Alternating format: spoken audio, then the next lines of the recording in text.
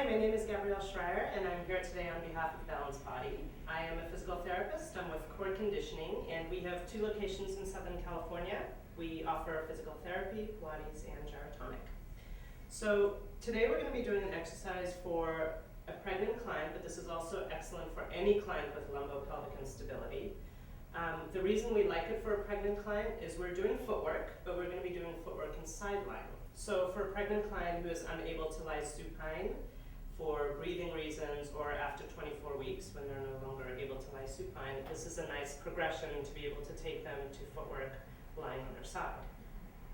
So I'm going to have you lie down on your side, both knees bent, and I'm going to have the top foot up on the foot bar. So how I decide where I want the foot bar height-wise is I want to see parallel leg from her hip to her knee to her foot. So if the foot bar was too high, then her leg would be too high, and if the foot bar was too low, she would be too adducted. So this looks good. And I have her on 2 red springs. So as you can see with her in side lying, this is a good option when a pregnant woman can no longer be in supine because of any of the problems on the vascular structures and breathing issues.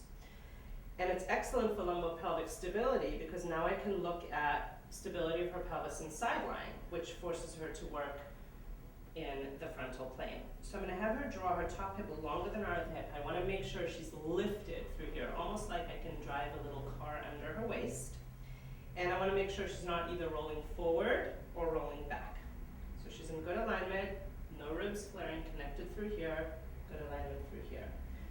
So I'm going to have you press through the heel as you press out. And as she extends, I want to make sure she maintains this integrity of her trunk and draw it in and make sure she doesn't go into a posterior pelvic tilt. Press out again, connecting your heel to your sits bone, and then draw it in, and I want to see hip flexion and not a posterior tilt of the pelvis. And again, go ahead and press and draw it in. One more time, take an inhale and exhale. Press through the heel and draw the carriage in. Don't let it just carry you in. Good. From here, you can take it into rotation. So I'm going to have her bring the heel to the corner of the foot bar, so a little further forward. And again, I still want to make sure that the top hip is reaching long. She hasn't lost this integrity of her pelvis right here. And now we're adding hip rotation.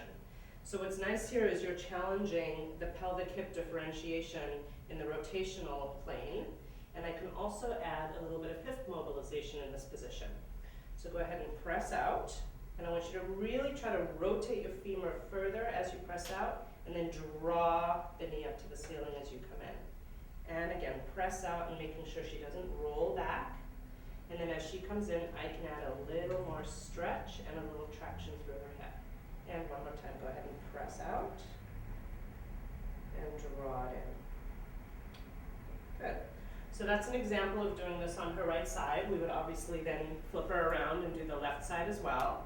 So it's good for unilateral strengthening of her leg, really good for pelvic hip differentiation in both the sagittal plane and the transverse plane, and then being able to work a pregnant client in pelvic stability without the issues of lying on her back. So that's why this is an excellent choice exercise. And thank you for joining us today, and we look forward to seeing you again next time.